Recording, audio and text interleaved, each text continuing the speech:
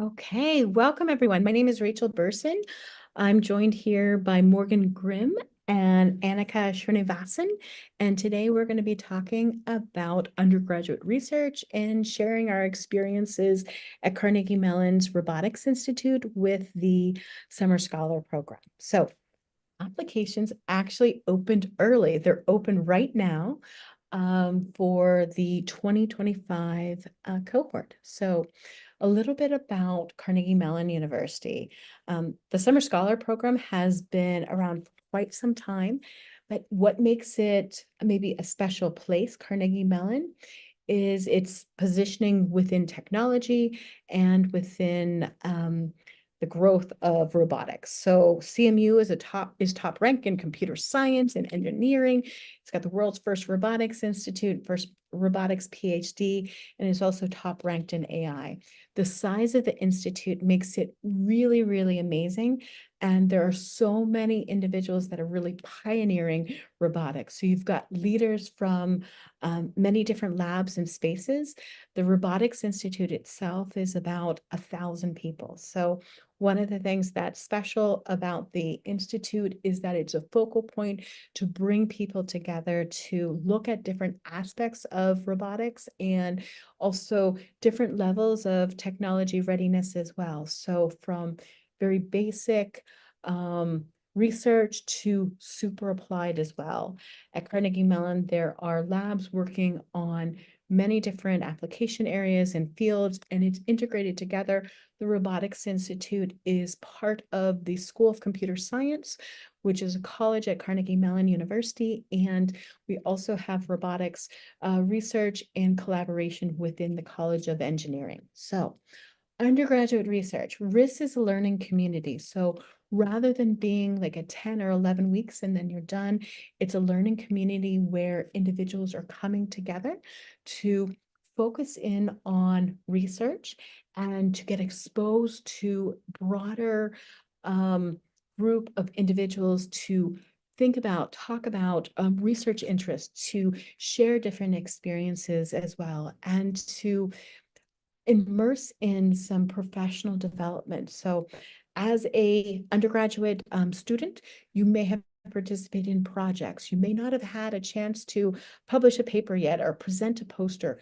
And so some of the traditional ways in a research experience is that we are going to look at publishing papers and posters, but we're also going to think about learning about the robotics and AI CS network that goes beyond one school and hearing from research opportunities, hearing directions that different labs are going as well.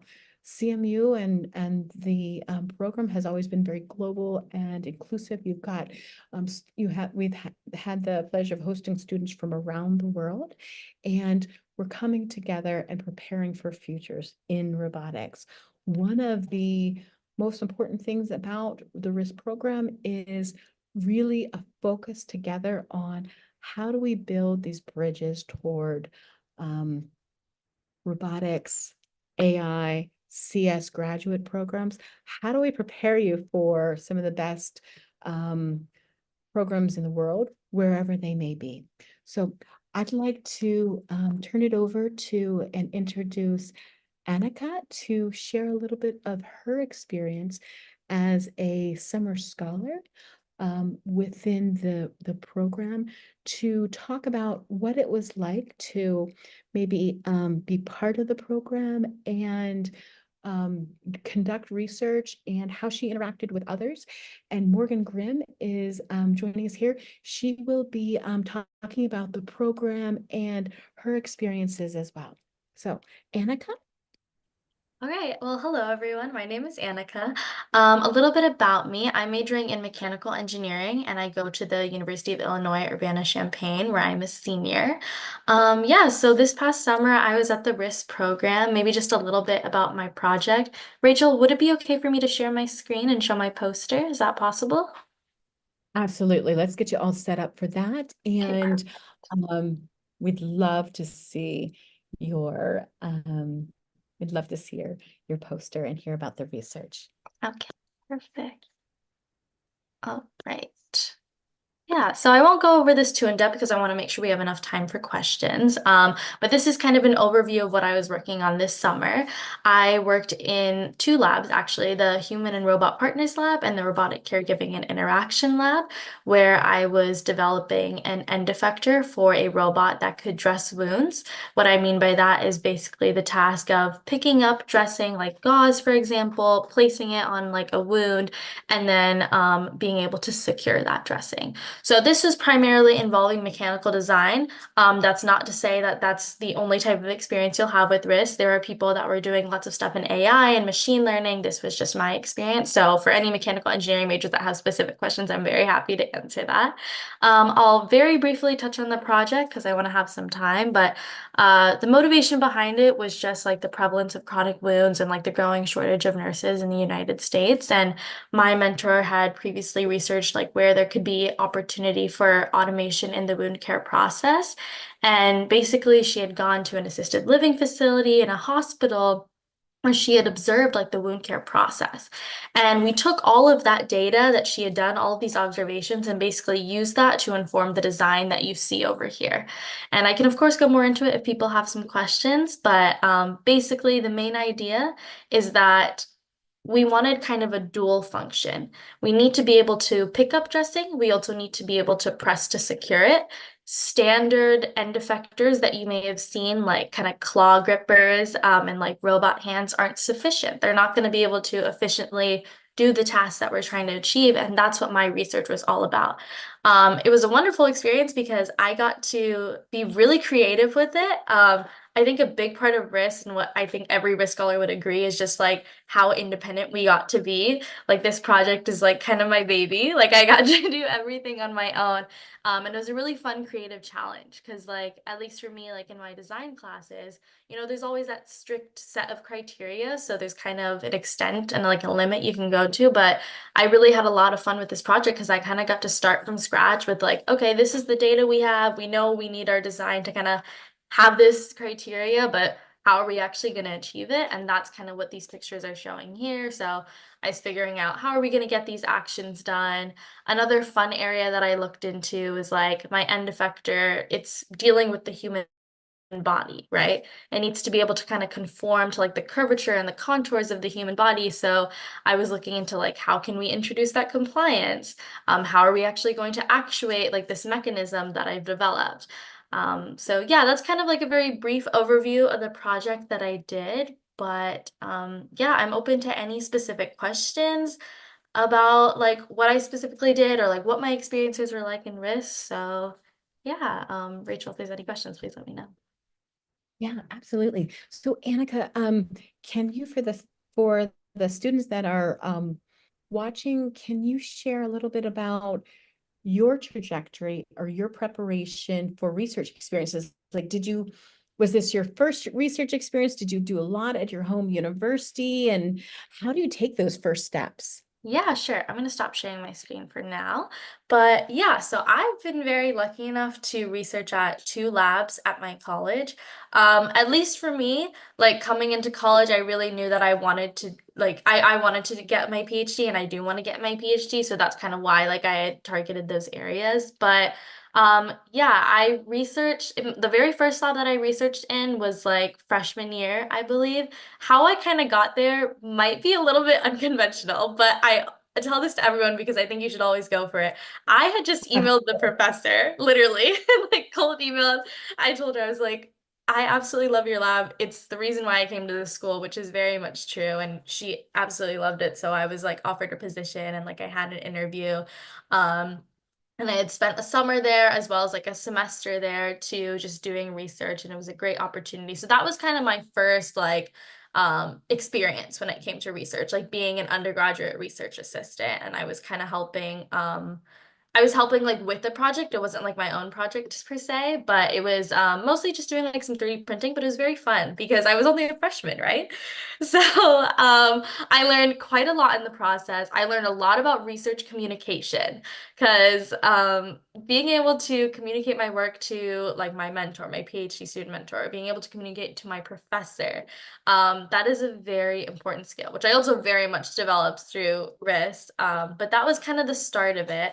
And then I also research in another lab, which I'm in right now, where I'm doing like very much like robotics work. And it's not as much like mechanical design, it's more so like algorithmic, I guess. But that one, which I would stress to anyone that has these opportunities at their college, if you have any sort of like undergraduate research fair, like kind of career fair sort of thing, I really stress going because that's how I got this opportunity. And it's basically PhD students, they'll have a stand, they'll be like, this is what we're working on. And I really just went and handed my resume to him. And I was like, I'm really interested in it. One thing I will stress, like, if you're interested in research, literally just go for it. Like, that's kind of how I got there. I was like, I really like that lab. I want to work with them. So I kind of found the graduate student whose work I was really interested in and contacted them. And we just had like one interview, kind of talk about my goals. But that's kind of the trajectory that I've gone on up until being in riss. Hopefully that answers the question.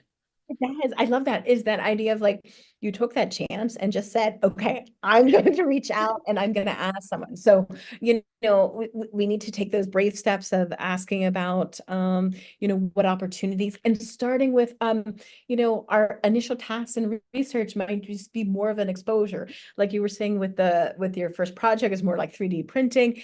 And Yeah. and a lot of times when you're starting with research,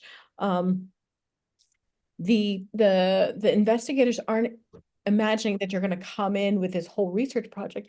You're joining something you're building from, and so it's very much that project process. You also talked about having that resume ready, right? Having it a little bit polished so you can just say like, here's what I've done. And you mentioned graduate students. Sometimes graduate students can be more accessible than the lab directors or the lab leaders. What would you suggest in reaching out to like a graduate student?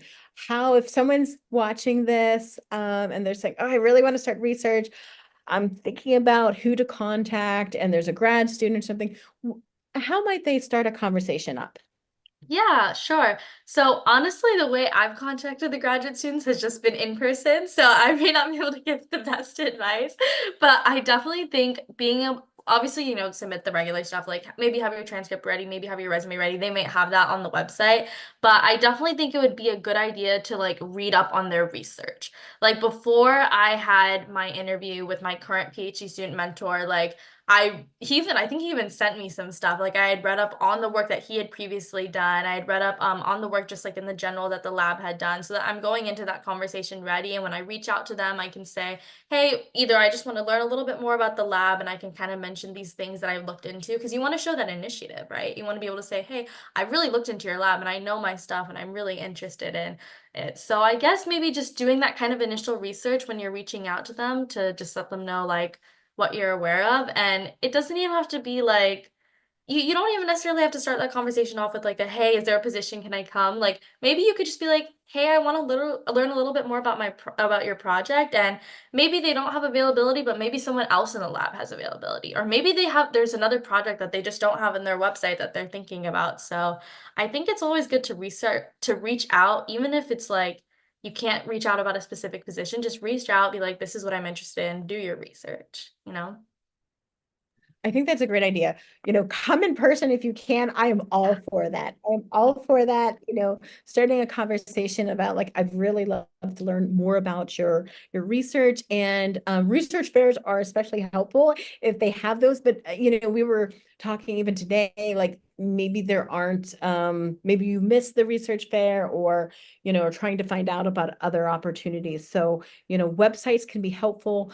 Google Scholar, I find, is really helpful because we all are so busy that we're not always keeping our websites up to date or other things. And, trying to figure out what folks are working on can be a little bit arduous. Morgan, you had some questions for Annika. What would you have? Oh, I think you're still on mute, Morgan. Oh, no, oh, go ahead, please. Go ahead. Sorry, I thought I was speaking to Rachel's. There you go. I think it's echoing. Okay. So I wanted to ask if you have any advice for people who may be thinking of applying for riss in the application process. So what you think might be good to include or research to do ahead of time. What's your take on that? Yeah, sure. So when I was applying to riss and just like any of like the research programs that I was like interested in, I always started off with like researching the professors basically. And also not just the professors, but who was in riss before? What did they do? And maybe like I didn't reach out, but also like it could be good if you want to reach out to a previous scholar and ask them what was their experience like. I absolutely love the labs that I'm in, but I definitely learned through this process that I like a very specific lab dynamic. And so it's very important to research not just like what is the work that they're doing, but also what is that lab environment like? What is the type of work that the undergraduates are doing? Is it something that you're interested in? Because what they might be assigning to undergraduates might not align up with what your interests are. Like, do you want to be hopping onto a project that already exists, or do you want to be starting like a whole new project? And that's going to be different per lab. And what will that project be like, right? So I guess like I researched the professors, like the work that they're doing. I researched the scholars that had worked for them before. I like the posters are online, right? And the videos are online. So I looked at those as well. And I also looked into like the PhD students, like the work that they were doing. And I looked at like so a lot of them have like their own websites, like their own portfolio website. So I looked in there. So kind of just doing like an overall review of like everyone that's in the lab to gain an understanding of that. That's what I included in my personal statement because I wanted to show like who I was interested in. And then not only was I like, oh yeah, like I really like this project, I think it's cool. I talked about how my skills can apply to that. So like I'd be like, oh, in this one lab that I've researched in before, I did research in like teleoperation, right? This lab also happens to be doing work in teleoperation. And I can learn new things because that's what I'm here to do. I'm here to learn, but I also have some previous skills that I can apply. So mentioning what they're doing and making sure you thoroughly research it and also saying how can you contribute because that's the big thing. You want to, promote yourself, right? So that's what my suggestion would be, I'd say.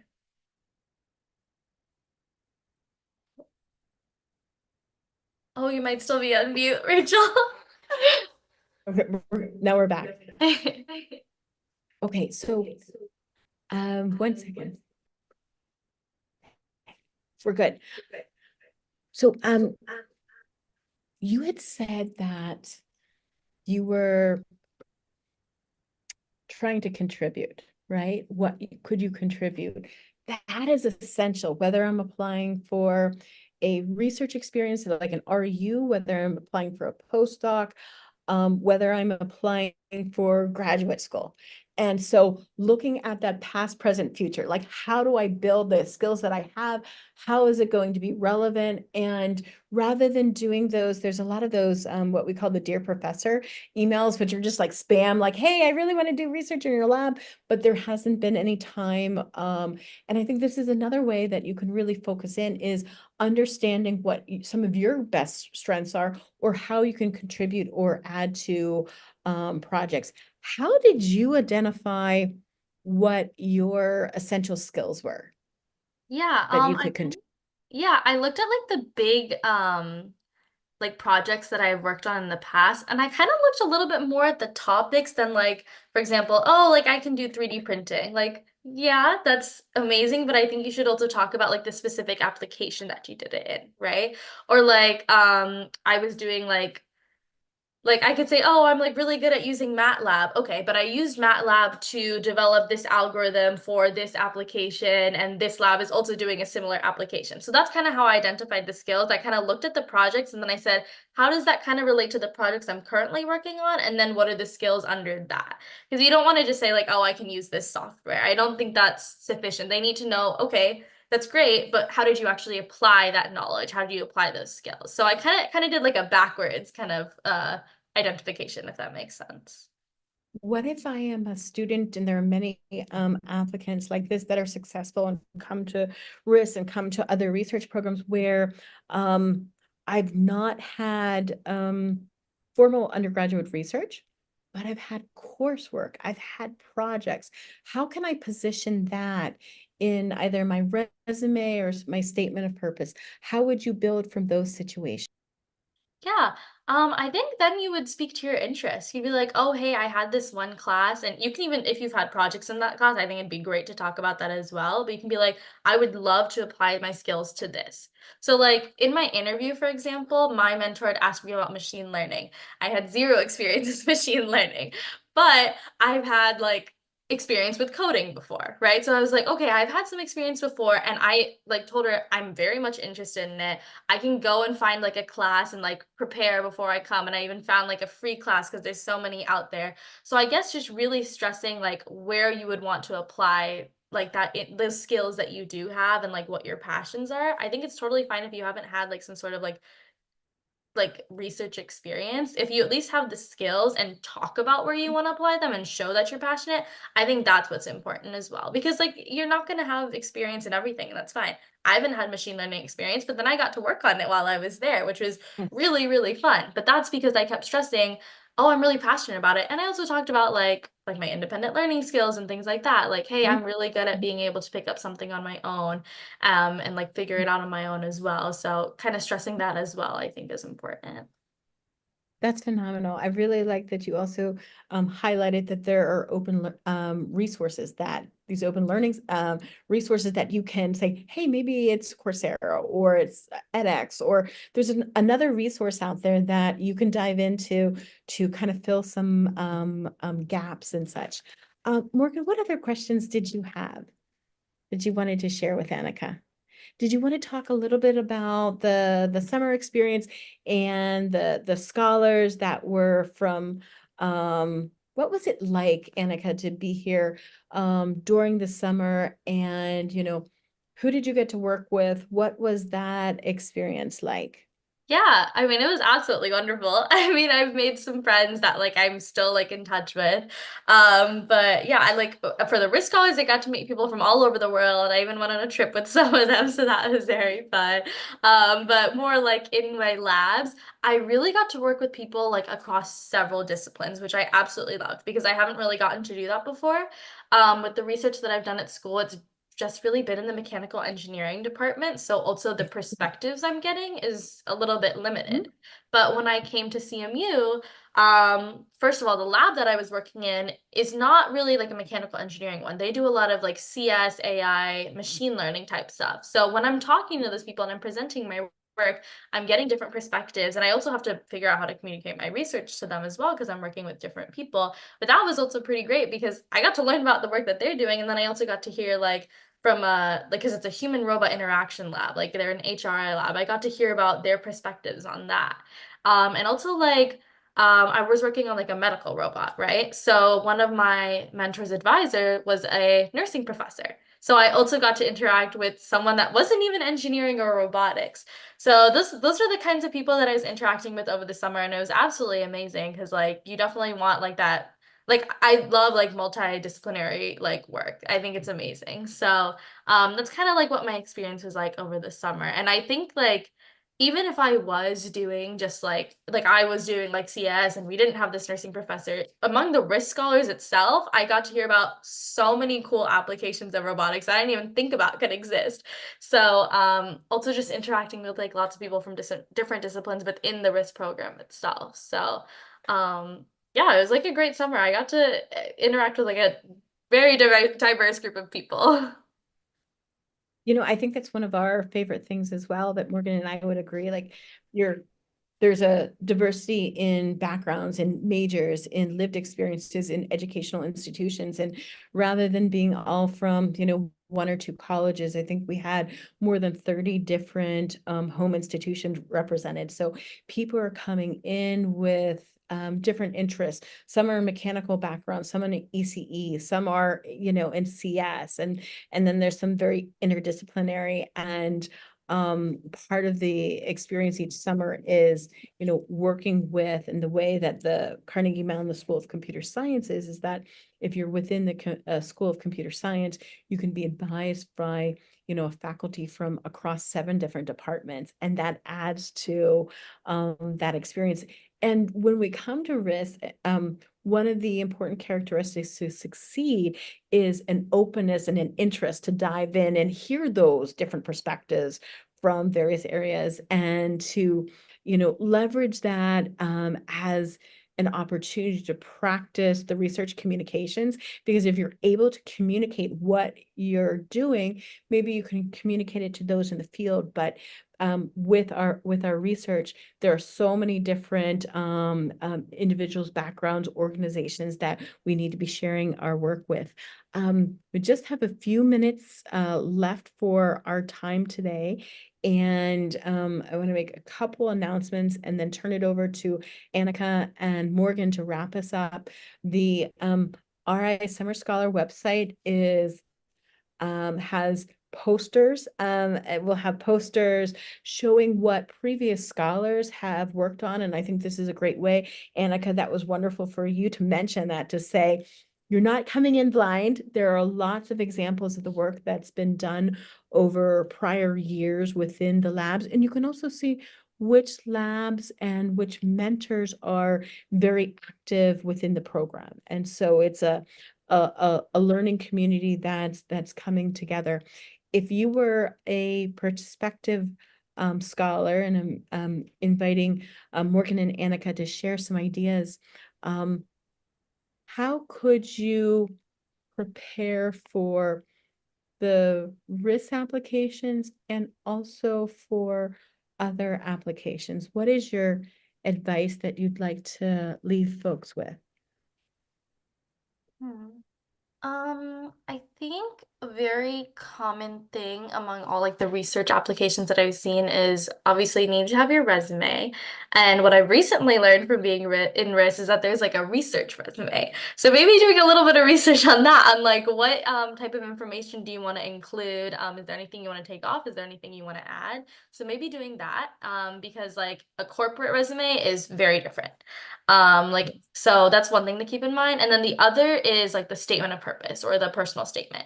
I personally had never written one before this. So it was my first time. I was very lucky enough that I, yeah.